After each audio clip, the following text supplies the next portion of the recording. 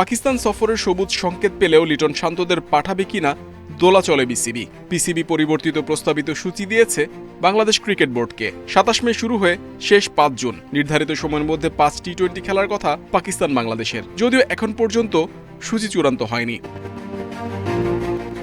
BCB cricketer coaching স্টাফের আগ্রহ জানতে চাইবে। নিরাপত্তার বিষয়ে সর্বোচ্চ গুরুত্ব দিচ্ছে ক্রিকেট বোর্ড।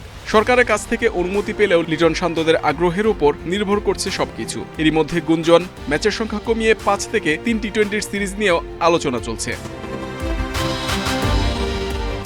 পাক ভারত সংঘাত শেষ হলেও পাকিস্তানের অভ্যন্তরীণ সমস্যা কাটেনি। বেলুচিস্তানে স্বাধীনতাকামীদের বিদ্রোহ নতুন করে আলোচনায়। কয়েকজন বাংলাদেশি ক্রিকেটার ও কোচিং স্টাফ নিরাপত্তা নিয়ে চিন্তিত হওয়ায় ঝুলে আছে পাকিস্তান সফরের ভাগ্য।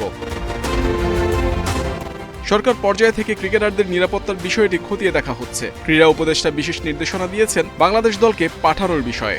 পাকিস্তান সফরের ব্যাপারে বিসিবি এনএসসি থেকে জানতে চেয়েছিল যে সরকারের এটা কি, তারপর এনএসসি থেকে যোগাযোগ করা হয়েছে পাকিস্তান এম্বাসির সাথে এবং সেখান থেকে আমাদেরকে ইতিবাচক রিভিউ দেওয়া হয়েছে যে এখন আমরা যেতে পারি। তবে আমরা বিসিবিকে একটা নির্দেশনা বা দিয়েছি যাতে সীমান্তবর্তী স্টেডিয়াম যাতে অ্যাভয়েড করা যায়। সেক্ষেত্রে বিসিবি এখন পাকিস্তান ক্রিকেট বোর্ডের সাথে কথা বলে যতটা নিরাপদভাবে এই সফর শেষ করা যায় এটা আমরা। পাক ভারত সংঘাতের ভয়াবহতা টের পেয়েছেন রিশাদ নাহিদ। অল্পের জন্য নাটকীয়ভাবে বেঁচে যান দুই টাইগার তারকা। সে লোমহর্ষক ঘটনার ব্যাখ্যায় রিশাদের কণ্ঠও জড়িয়ে এসেছিল। জানিয়েছিলেন ২০ মিনিটের জন্য বেঁচে ফেরেন রিশাদ নাহিদ, না হলে মিসাইলের হামলায় অনাকাঙ্ক্ষিত ঘটনা ঘটতে পারত।